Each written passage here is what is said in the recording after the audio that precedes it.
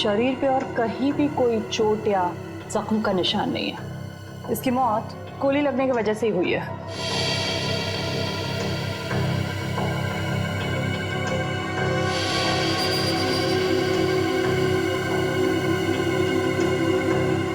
कहीं कोई exit wound भी नहीं है, इसका मतलब गोली शायद शरीर के अंदर ही। सर, यहाँ पे तो गन नहीं है। इससे एक बात तो तय है, इन दोनों ने एक दूसरे को नहीं मारा, ना इन्होंने आत्महत्या की, नहीं तो गन्स यहीं कहीं होती। जरूर किसी तीसरे आदमी ने इनका खून किया है। जेल में खून? ऐसा कैसे हो सकता है? इन दोनों के साथ तो कोई तीसरा कैदी भी नहीं था। यही तो मैं सोच रहा हूँ जेलर साहब, जेल के स्पेशल सेल में कैद 2 कैदी वो मारे जाते हैं, कैसे? किसी ने गोलियां चलने की आवाज भी नहीं सुनी? नहीं सर, फंक्शन में गाना इतना तेज बज रहा था कि ठीक से कुछ भी सुनाई नहीं दे रहा था। गाना जितना भी तेज बज रहा हो, गोली की आवाज को नहीं दबा सकता। सर, शायद गन पर साइलेंसर लगा होगा। मतलब तुम ये तो मान रहे तुम्हारी मौजूदगी में कोई जेल के अंदर गन लेकर आया, वो भी साइलेंसर वाली गन, और इन दोनों को मार दिया? नहीं सर, अंदर तो कोई भी नहीं आया। हम दोनों तो यही पहरा दे रहे थे, है ना? हाँ सर।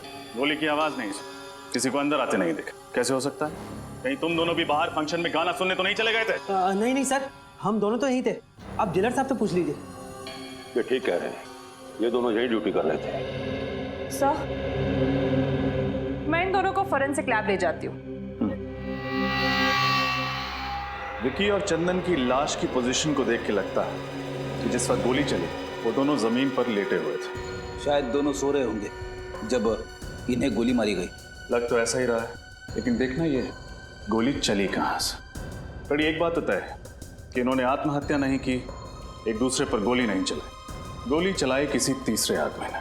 और जिस वक्त गोली चली इस सेल में इन दोनों के अलावा और कोई भी मौजूद नहीं था, सेल का दरवाजा भी बाहर से बंद था, तो गोली सेल के अंदर से तो चली नहीं, गोली सेल के बाहर से चली, शायद यहां से। एक काम करो, लाश की पोजीशन पर लेट जाओ। आप मुझे कह रहे? हाँ, यहाँ कोई और तो है नहीं। ठीक है सर, अगर आप कह रहे तो मैं सो जाता हूँ।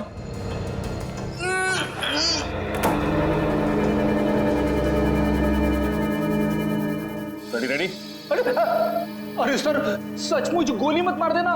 घबराओ मत, बंदूक खाली है। यहाँ से पूरी बंदूक को अंदर घुसाना तो मुश्किल है, बाहर से भी गोली चलाई होगी तो जाके लगेगी सामने वाली दीवार में। इस एंगल से विक्की और चंदन को गोली मारना तो नामुमकिन है। गोली यहाँ से तो नहीं चली होगी, तो फिर गोली कहाँ से चली? हो सकता है वहां से। रोशनदान से?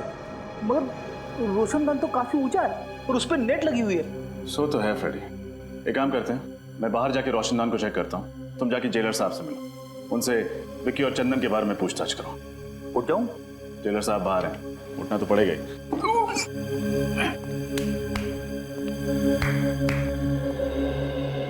जेलर साहब, ये विकी और चंदन किस जुर्म की सजा काट रहे थे?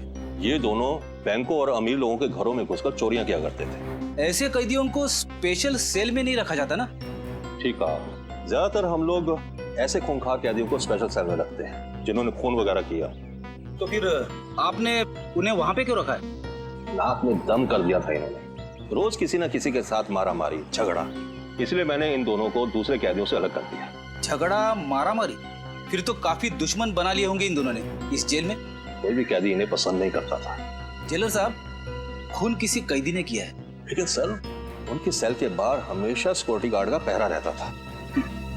इतनी सिक्योरिटी होने के बावजूद भी 2 खून हो चुके हैं। एक तो मैं सोच रहा हूँ, जबकि हमारे जेल के अनुशासन और नियम बहुत कड़े हैं, उसके बावजूद 2 कैदियों का कत्ल हो गया।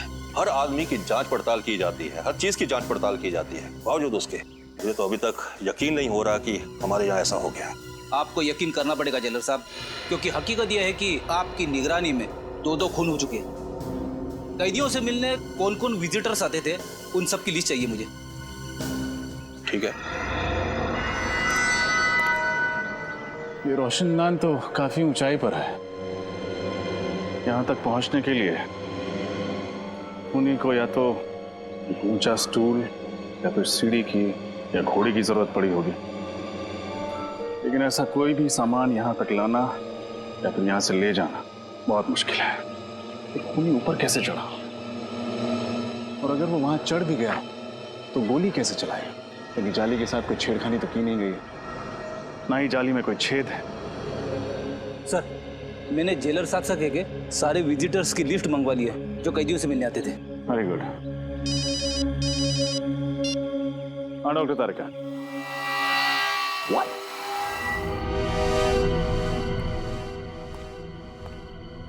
क्या तारिका जी, आपने तो मेरा दिमाग ही घुमा दिया। मैं क्या कर सकती हूँ रजत? मैं वही कह रही हूँ जो सबूत मुझे बता रहे। ये दोनों कैदियों पर 2 अलग अलग एंगल से ही गोलियां चली है। लेकिन अलग अलग एंगल से कैसे? विक्की पर जो गोली चली है वो करीबन 60 डिग्री एंगल से चली है। 60 डिग्री मतलब गोली यहां से चली? हाँ, और चंदन पर जो गोली चली है वो करीब 20 डिग्री एंगल से चली। 20 डिग्री मतलब यहां से? हाँ। तो क्या खूनी ने घुटने पे बैठकर गोली चलाई थी? अब एंगल तो यही दिखा रहा है। हाँ, मेरा दिमाग और भी चकरा है। आपका कहना है कि गोली सेल के अंदर से चली, लेकिन यहाँ किसी भी तीसरे आदमी के होने की कोई संभावना है ही नहीं। हमने पूरा सेल चेक किया, यहाँ कोई भी खुफिया रास्ता नहीं। सिर्फ एक रास्ता है लोगों के अंदर आने का, और वो है ये दरवाजा। सर, ये किसी अंदर वाले का काम तो नहीं है? हो सकता है। ये लीजिए सर, जो जो इन कैदियों से मिलने आता था उन सारों नामों की लिस्ट। Thank you.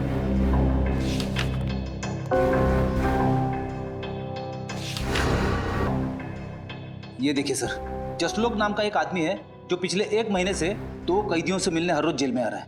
दोनों कैदियों के नाम? मुन्ना और जकोटा। मुन्ना और जकोटा से मिलते हैं। जल्दी आओ। ये मुन्ना है और ये जकोटा। स्पेशल सेल की 7 वाली जेल में रखा गया है इनको। मुन्ना और जकोटा किस जुर्म की सजा काट रहे हैं तुम? लुटेरे हैं तुम। सुनसान हाईवे पर मुसाफिरों को रोककर उनके पैसे गहने वगैरह छीन लेते हैं। पर कभी किसी मुसाफिर का नुकसान नहीं किया साहब। मुसाफिरों को नुकसान नहीं पहुंचा, लेकिन जेल के अंदर 2-2 खून कर दिए। 2-2 खून? साहब ये क्या कह रहे हैं आप? किसी का खून करने के बारे में हम कभी सोच भी नहीं सकते। बनो मत।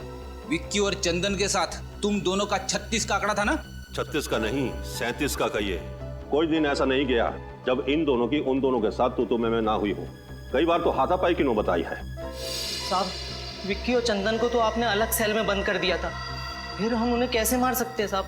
मार सकते हैं, जरूर मार सकते हैं, अपने उस साथी की मदद से जो पिछले 1 महीने से हर रोज तुम दोनों से यहाँ मिलने आता। साथी? आप लोग किस साथी की बात कर रहे हैं साहब? जसलोक की बात कर रहे हैं। जसलोक? वो तो वो क्या? जसलोक का नाम सुनते ही तुम दोनों के पसीने के छूटने लगे। आप लोग गलत समझ रहे हैं साहब। हमारा और जसलोक का ऐसा कोई इरादा नहीं था साहब। तो फिर क्या इरादा था? सच सच बता दो, वरना जसलोक से तो सच निकलवा ही लेंगे हम।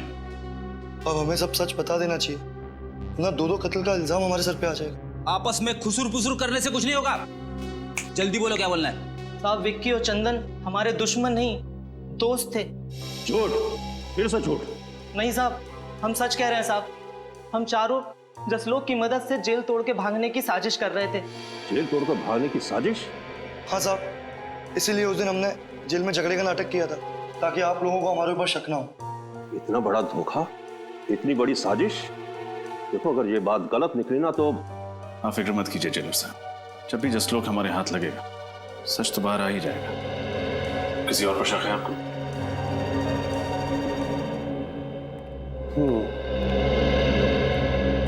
ये अजय और वो सत्तू, इन दोनों की भी बहुत बहसबाजी हुआ करती थी विक्की और चंदन के साथ। बहस तो होगी ना साहब, वो दोनों हर वक्त झगड़ा करने का बहाना ढूंढते रहते थे। हाँ हाँ साहब, बिना झगड़ा करे उनका तो खाना ही हजम नहीं होता था। कहीं तुम दोनों का झगड़ा जकोटा और मुन्ना जैसा नकली तो नहीं था? नकली?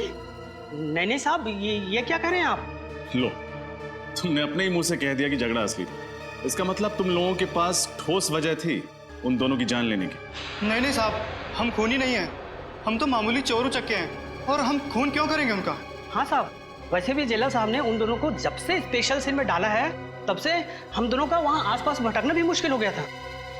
चलो साहब, ऐसे कौन कौन से लोग हैं जो स्पेशल सेल में जा सकते हैं? सबसे ज्यादा तो इस मनोहर का जाना आना होता था उस सेल में। यही उस सेल की साफ सफाई किया करता था। हाँ साहब, मेरी बदकिस्मती थी कि मैं ही उस सेल की साफ सफाई करता था। क्यों, ऐसा क्या हुआ था? हाँ साहब, बेवजह झगड़ा करते थे, धक्का मारते थे, कई बार तो उन्होंने थप्पड़ भी मारे थे। अरे वो दोनों तुम्हें मारा पीटा करते थे, ये बात तुमने मुझे पहले क्यों नहीं बताई? साहब उन्होंने मुझे धमकी दी, अगर मैंने किसी से शिकायत की तो मुझे और मारेंगे। मनोहर, कहीं ऐसा तो नहीं कि वो दोनों तुम्हें बहुत तंग करते थे इसलिए तुम्ही ने उन दोनों का?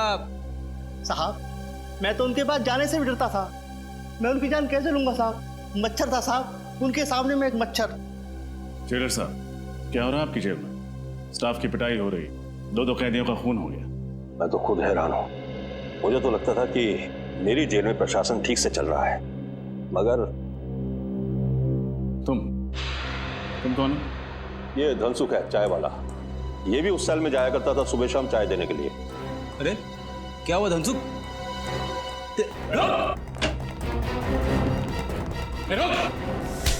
मुझे छोड़ दीजिए साहब, मुझे छोड़ दीजिए।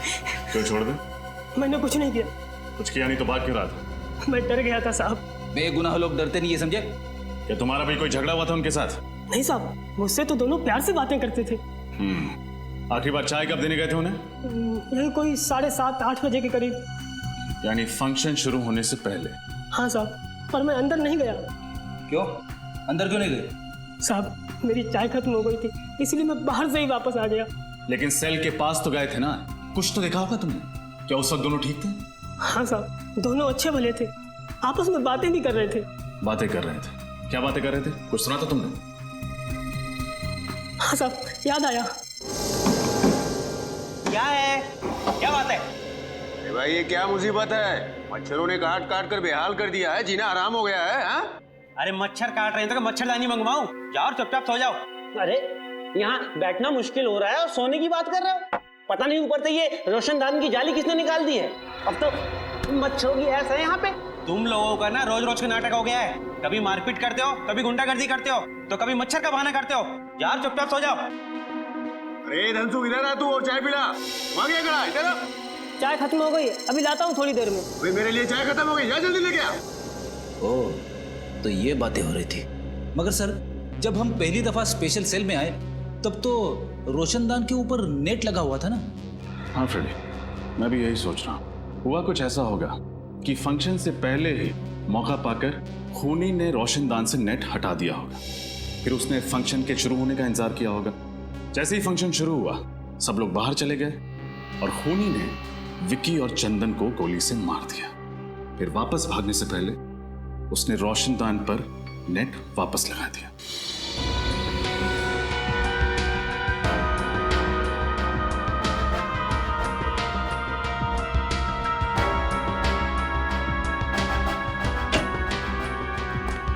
सर, ये रहा जसलोक, बड़ी मुश्किल से हाथ लगा है।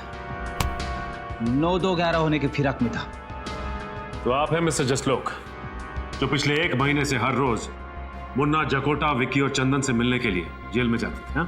क्या बकवास कर रहे हैं सर? एक तो आपका ऑफिसर मुझे जबरदस्ती उठाकर लेकर आया, ऊपर से आप अनाप शनाप बके जा रहे हैं। अरे जेल में किसी से मिलना गुनाह है क्या?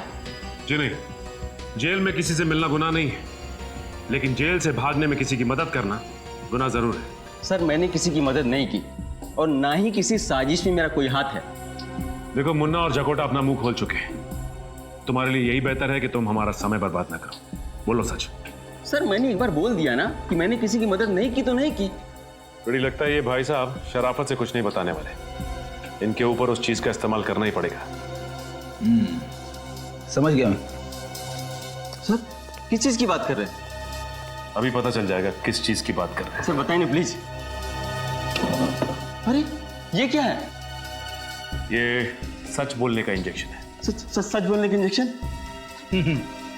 एक बार अगर ये इंजेक्शन लग जाए ना तो आदमी तोते की तरह सच बोलने लगता है। सर इसकी जरूरत नहीं, मैं सब बताता हूँ सर। मैं मुफ्खा काम में आ गया। तुम क्यों रुक गए? शुरू हो जाओ।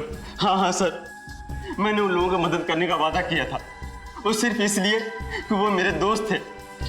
और जेल से निकलने के बाद इन चारों का क्या प्लान था? सर वो मुझे पता नहीं है, मैं तो सिर्फ जेल से निकलवाने में मदद कर रहा था। उसके बदले में वो लोग मुझे 10 लाख रुपए देने वाले थे सर। 10 लाख रुपए?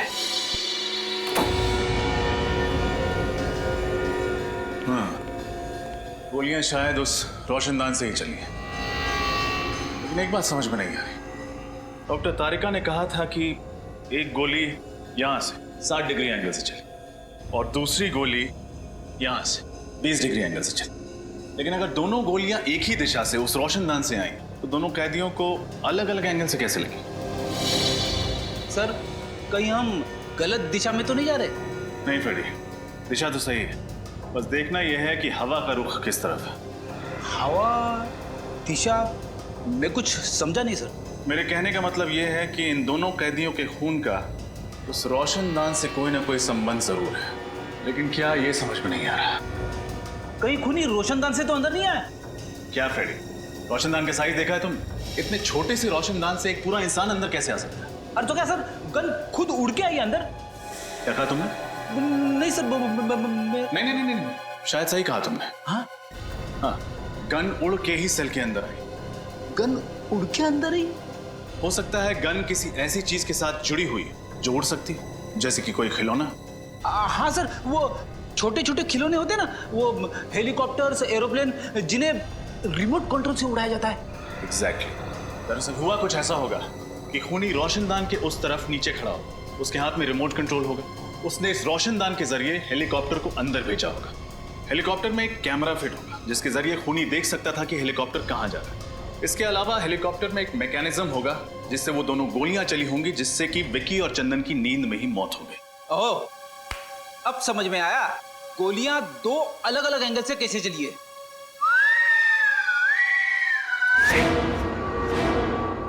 करेक्ट।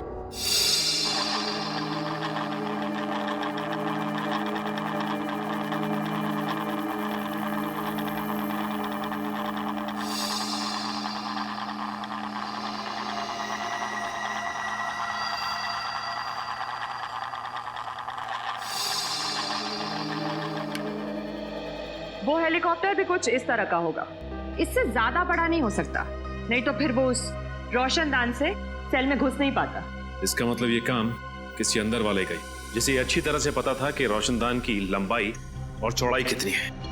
हो सकता है ये आदमी कोई जेल का कैदी या फिर जेल का ही कोई आदमी, क्योंकि बाहर का कोई आदमी इतनी प्लानिंग से खून नहीं कर सकता। सर ये मुजरिम भी क्या नए नए तरीके निकालते हैं खून करने के लिए।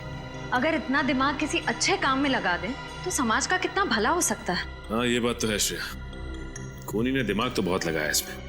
रिमोट वाला हेलीकॉप्टर और रिमोट वाली गन। और इस तरह का हेलीकॉप्टर बाजार में तो मिलता नहीं होगा, खूनी ने जरूर किसी खास दुकान या कारीगर से बनवाया होगा।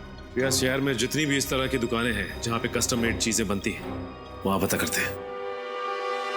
अच्छा, वैसा हेलीकॉप्टर चाहिए था आपको? हाँ क्यों? मुझे लगा ऐसे हेलीकॉप्टर से तो जवान लोग खेलते हैं। क्या मतलब है तुम्हारा?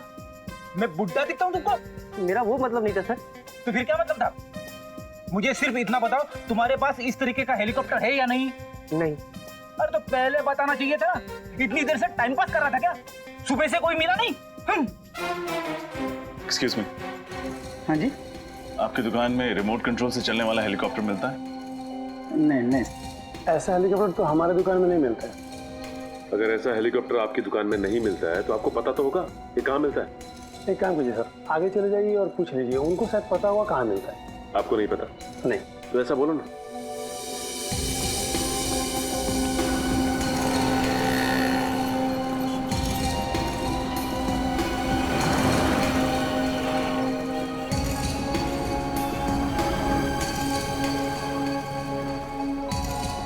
उस तरफ से नहीं मिला? नहीं, उस तरफ भी कुछ नहीं। क्या फ्रेडी, हमारा चेहरा लाल क्यों? कुछ नहीं सर, कुछ भी नहीं मिला। उधर एक दुकान है, चल के पूछना।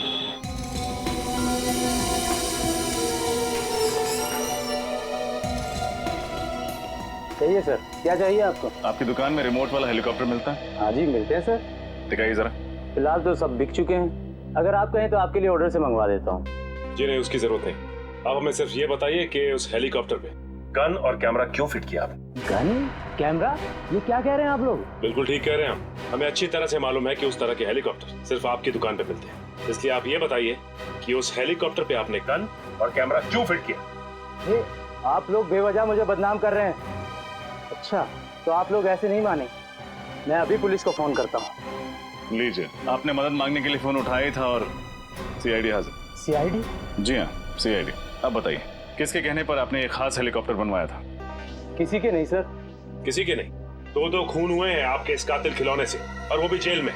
दो खून, वो भी जेल में? ये बताइए कि किसके लिए किया है ये सब आप, बोलो।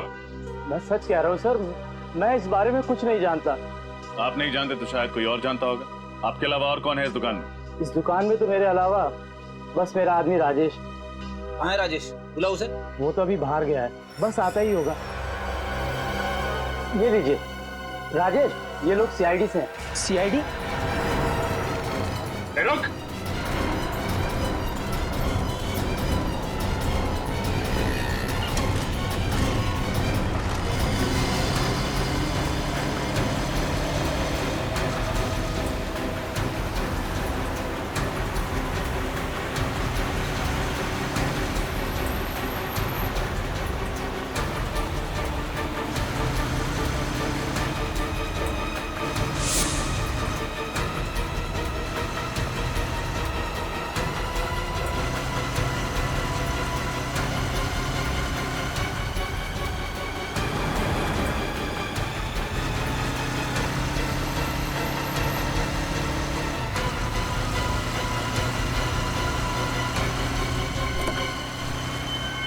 तेरी तो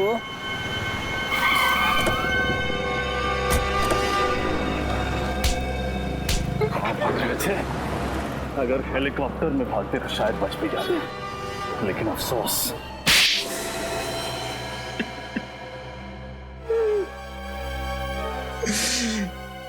गलती हो गई साहब। मैंने जो कुछ भी किया पैसों के लिए किया। उस आदमी ने मुझे 50,000 रुपए दिए थे हेलीकॉप्टर में गन फिट करने के लिए। पैसों के लालच में तुमने एक खूनी की मदद की? गलती हो गई साहब, दोबारा ऐसी गलती कभी नहीं कर। जेल से निकलोगे तो दोबारा करोगे ना? किसने पैसे दिए थे? पता नहीं, उसका ना तो नंबर याद है, ना एड्रेस, और नहीं नाम। चेहरा याद है उसका? शक्ल थोड़ी थोड़ी याद है उसकी। कम से कम कुछ तो याद आया इसे श्रेया। इससे स्केच बनवा लेते हैं और अपने क्रिमिनल डाटाबेस में चेक करते हैं। हो सकता है ये कोई पुराना अपराधी हो।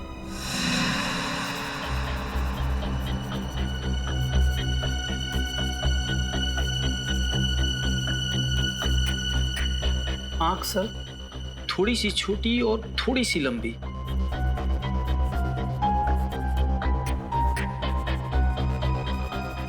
ये सही। होठ बिल्कुल सही, ऐसा है। और बाल सर? बाल छोटे छोटे थोड़े से और सुनहले सुनहले कलर का। हाँ सर, स्केच रेडी है।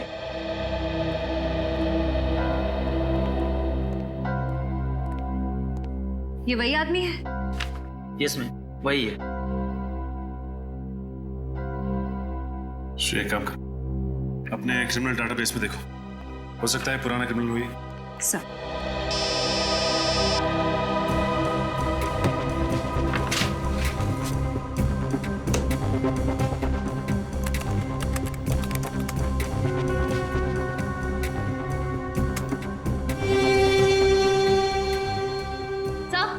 ये जगन नाम का पुराना मुजरिम है सर। ठीक है, मैं बाद में फोन करता हूँ। सर चोरी चकारी के जुर्म में कई बार जेल की चक्की भी पीस चुका है। छोटा मोटा चोरी करने वाला ये खूनी कब से बन गया? सर पिछले 6 महीने से उसी वसंत वज्र जेल में था, जहाँ पर विक्की और चंदन भी थे। इसका मतलब ये तीनों आपस में जरूर मिले होंगे और तीनों का कोई ना कोई कनेक्शन है। ये क्या, हफ्ते भर पहले ये जेल से छूटा है और जेल से छूटते ही सीधा हेलीकॉप्टर बनवाने पहुंच गया। लेकिन सर जेल से छूटने के बाद ये फंक्शन के दौरान जेल के अंदर घुसा कैसे? किसी ने इसे देखा कैसे नहीं? हो सकता है श्रेया कि ये खुद ना गया हो और विक्की और चंदन को मारने में इसकी मदद की हो किसी ने। अपने खबरियों को काम पे लगा दो, पता करो कि ये जगन है कहाँ पे। सर देखो देखो, अगर तुम्हारी खबर गलत निकली ना तो सोच। क्या साहब, रिंकू की खबर आज तक गलत निकली है?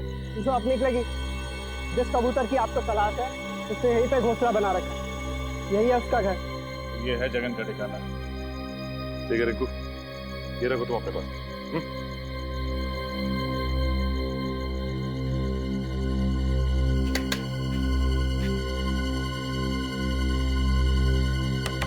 कौन है? दूध वाला। इस वक्त? ओए, ये कोई दूध देने का टाइम है क्या? भैंस का जब मन करता है ना तभी वो दूध देती है। सुबह दूध नहीं दिया तो इसमें मैं क्या कर सकता हूँ? आज तक तो तेरी भैंस सुबह ही दूध देती थी, अबे रात को कब से देने लगी? क्या करें, सीआईडी के आने का कोई वक्त ही नहीं हुआ। सीआईडी? बोल, क्यों मरवाया तूने विक्की और चंदन को? मेरी कोई दुश्मनी नहीं थी विक्की और चंदन के साथ। अगर तेरी कोई दुश्मनी नहीं थी तूने मरवाया क्यों? तू पैसों के लिए। किसने दिए थे पैसे? बताओ किसने दिए थे पैसे तुम्हें ये सब काम करवाने के लिए?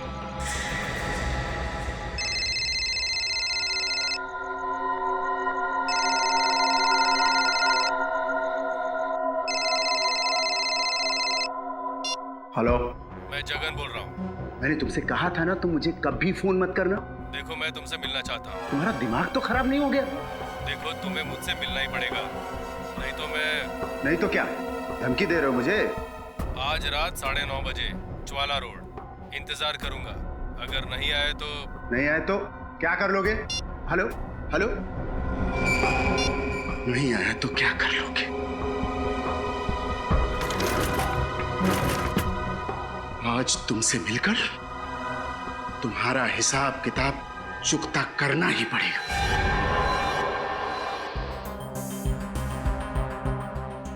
अब तो मैंने आप लोगों का काम कर दिया है, अब मैं जाऊं सर? अरे ऐसे कैसे जाने दे? अभी तक तो तुमने इंसाफ का आटा गूंदा है, प्रायश्चित की रोटी तो पकानी अभी बाकी है। इंसाफ का आटा, प्रायश्चित की रोटी? मैं कुछ समझा नहीं सर। तुमने खूनी को हमारे बनाए हुए जाल में तो बुला लिया, लेकिन तुम्हारा काम अभी खत्म नहीं होता है। उसे गिरफ्तार करने के लिए तुम्हें हमारे साथ चलना होगा। नहीं सर, मैंने उसे धमकी देकर उसे बहुत गुस्सा दिला दिया। अगर मैं वहां गया ना तो वो मुझे भी मार डालेगा। बड़ा डर लग रहा है तुम्हें मौत से? उस वक्त एक बार भी नहीं सोचा जब जेल में 2 कैदियों को मौत के घाट उतारने की प्लानिंग चल रही थी? सर, मैंने जो कुछ भी किया उसके लिए मैं बहुत शर्मिंदा हूं। मैं आप लोगों से वादा करता हूं सर कि आज के बाद मैं कोई भी गुनाह नहीं करूंगा। कैसे करें तुम्हारे वादे पे यकीन? एक जुर्म की सजा काट के आया और दूसरा गुनाह कर बैठे। सर, मेरे लिए नहीं तो कम से कम मेरे बीवी बच्चों के लिए मुझे माफ कर दीजिए। मेरे बिना उनका भविष्य अंधकार में हो जाएगा। बड़ी फिक्र है ना तुम्हें अपने परिवार की? जुर्म करते वक्त एक बार भी ख्याल नहीं आया उनका? सर, मुझे एक मौका दे दीजिए अच्छा इंसान बनने के। मैं आप लोगों को कभी शिकायत का मौका नहीं दूंगा और आप लोग जैसा कहेंगे मैं वैसा करने को तैयार हूं। ठीक है, जिसका भी हाथ है इन सब के पीछे वो जल्द से जल्द हमारी गिरफ्त में होगा।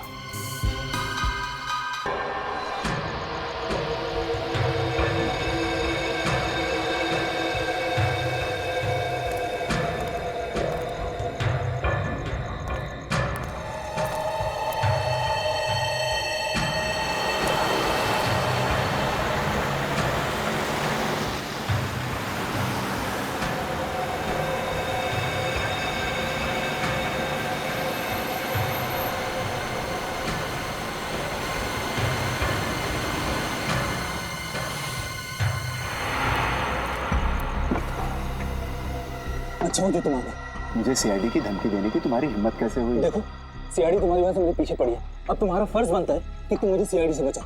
अच्छा, मैंने जो तुमसे काम करवाया उसकी कीमत मैं दे चुका हूँ और तुम्हें सीआईडी से बचाने का मैंने ठेका नहीं ले रखा।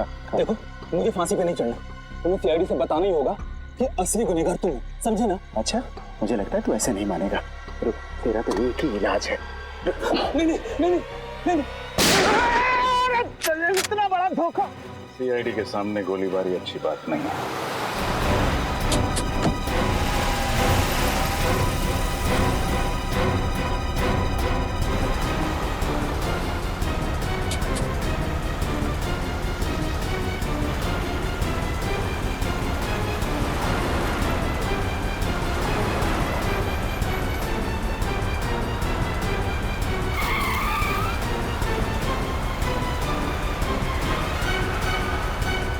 जिस तरह से गाड़ी चला रहा है कहीं किसी को नुकसान ना पहुंचा दे।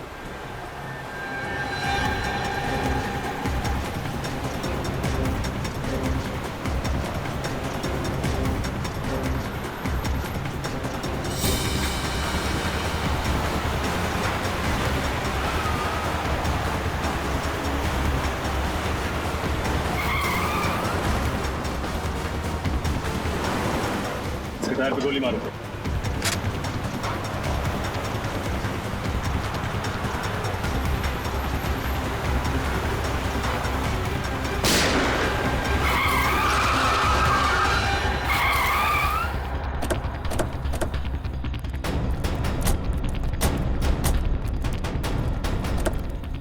विजय बाबू, खेल खत्म तुम्हारा था। जाने दो मुझे, चल जाने दे। जाने दे। शर्म आनी चाहिए तुम्हें। कानून की सेवा करते और दो कैदियों का खून का डाला।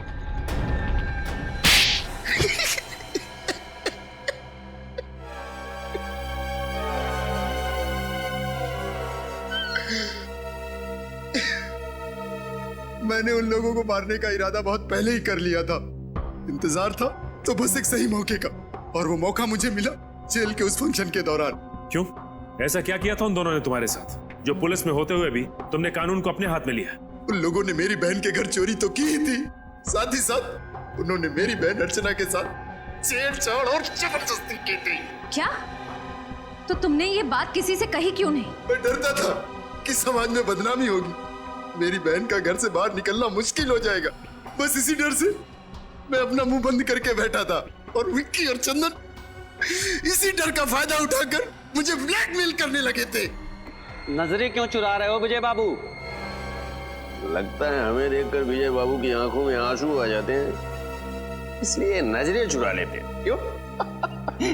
पर चंदन, हमें देखकर विजय बाबू को रोना क्यों आता है? क्योंकि शायद इसे अपनी बहन अर्चना की याद आ जाती है।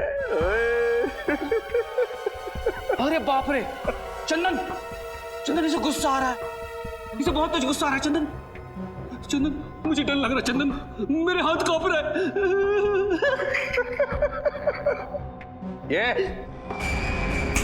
अगले हफ्ते तक 20,000 रुपए मिल जाने चाहिए हमें, वरना तेरी बहन अर्चना की दुखद कहानी ना बहुत जल्दी पूरे शहर की जुबान पे होगी बेटा, समझा? और आंखें मत घूर न दिखा। चल काम कर अपना।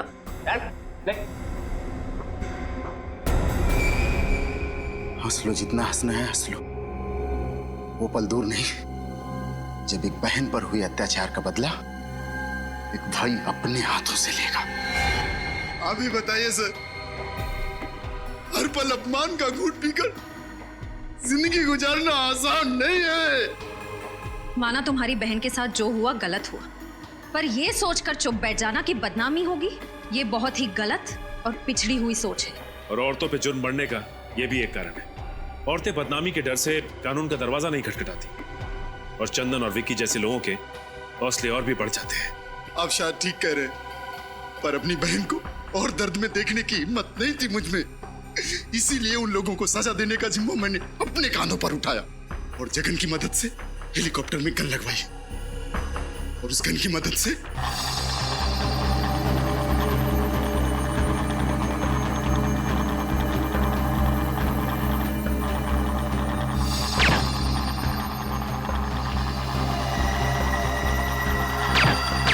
माना कि तुमने जो किया अपनी बहन का बदला लेने के लिए किया, पर अगर बदले की आड़ में हर इंसान जुर्म करने लगे तो समाज में जंगल राज फैलने में देर नहीं लगेगी।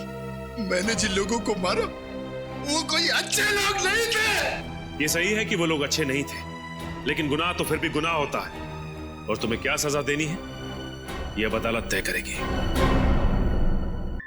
चलो सब लोग बैठ जाओ, चलो बैठो बैठो।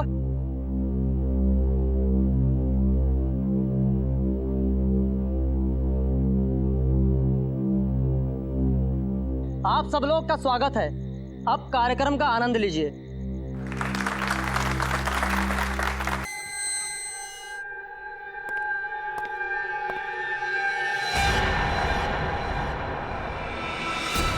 ये क्या गोली?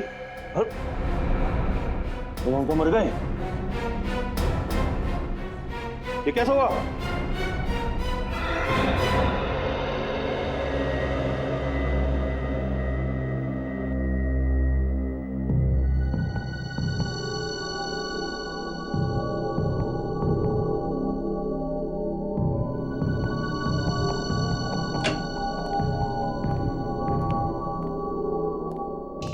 मेरी अनमोल चीज कहाँ चली गई? समझ में नहीं आ रहा।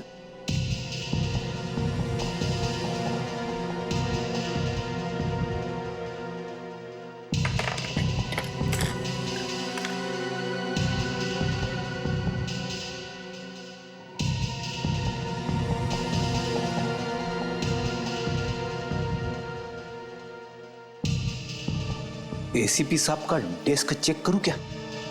अरे नहीं, अगर उन्हें पता चल गया तो वो मुझ पे बहुत गुस्सा हो जाएंगे।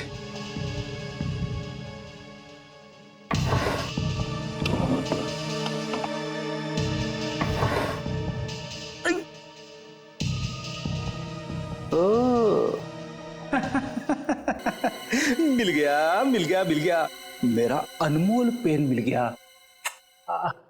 अब मुझे कवि बनने से कोई नहीं रोक सकता।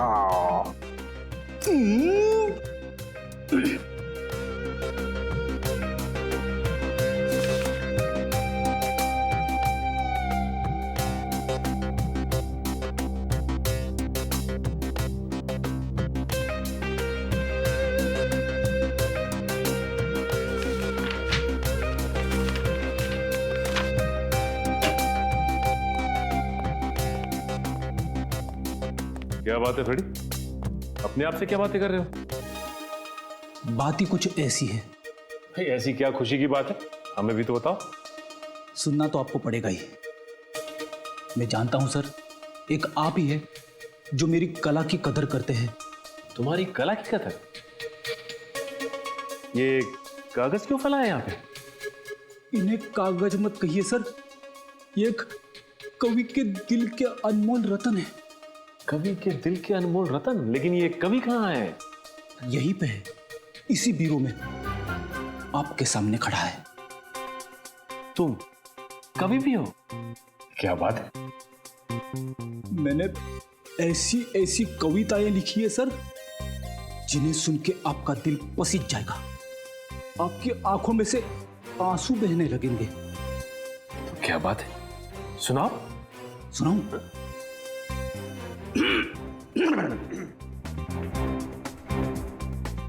हर शाम अपने आंगन में बैठ के जब मैं डूबते सूरज को देखता हूं, हर शाम अपने आंगन में बैठ के जब मैं डूबते सूरज को देखता हूं, तो मेरे दिल में यह ख्याल आता है कि सूरज के साथ साथ पंकज क्यों न चला गया। पंकज? तो तुमने पंकज पे कविता लिख डाली? बहुत याद आ रही है पंकज की? हाँ सर, पंकज की बहुत याद आ रही है। वैसे मैंने एक और कविता लिखी है। एक और? अभिजीत सर और तारिका के ऊपर। ठीक है, ये भी सुना दो। अभिजीत सर को पसंद है फॉरेंसिक लैब में जाना। अभिजीत सर को पसंद है फॉरेंसिक लैब में जाना। डॉक्टर तारिका से पूछते हैं वो केस का ताना बाना। जुर्म से जब बात बढ़ती है रिश्तों पे, तो डॉक्टर सालुंके का वहीं पे आ जाना। बड़ी बहुत प्यारी कविता थी, मेरा दिल तो पसीज गया। उससे पहले मेरी आंखों में आंसू आ जाए प्लीज, बस। नहीं, मैंने और 2-4 कविताएं लिखी है, वो तुम दीवारों को सुनाओ। नहीं नहीं।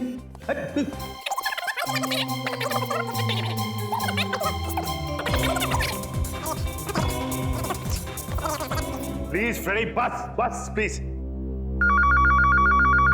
थैंक गॉड, सही समय पे फोन आ गया। हेलो? क्या खून? दो खून, वो भी जेल में?